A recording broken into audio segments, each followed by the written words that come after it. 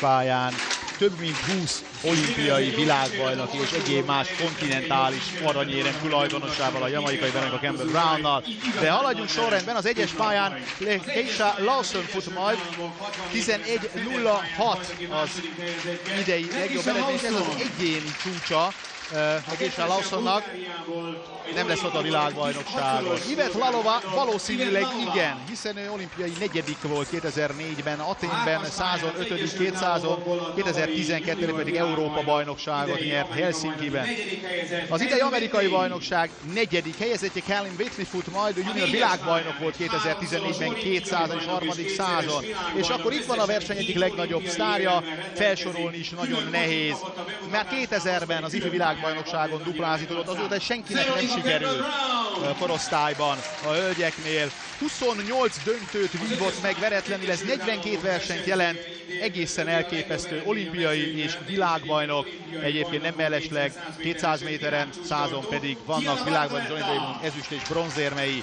A legnagyobb ellenfele lehet Tiana Bartoletta, aki Diana Madison néven vált ismerté, és lett feletás világbajnok még 2006-ban távolugrásban, idén 5. volt a világbajnokságon.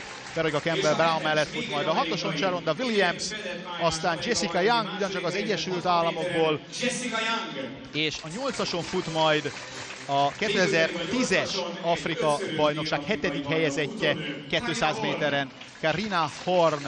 De azt gondolom, hogy az idei forma alapján azért Veronica Campbell Brownnak nem lesz könnyű dolga. Nincs 11 másodpercen belül, ebben a mezőnyben idén csak Tiana Bartoletta futott.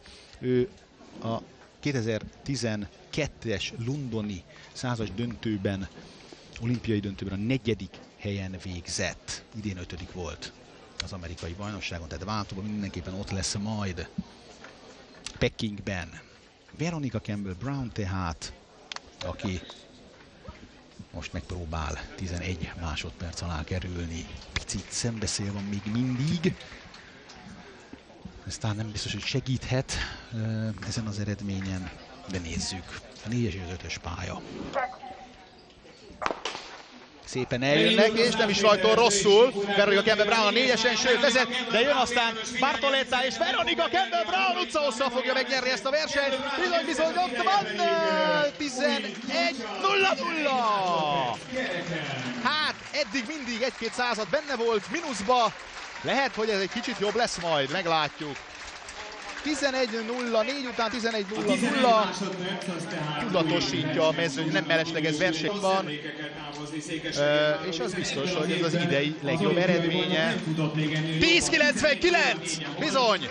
10.99, kérem szépen, a hölgyeknél is sikerül átdönteni a bűvös határt.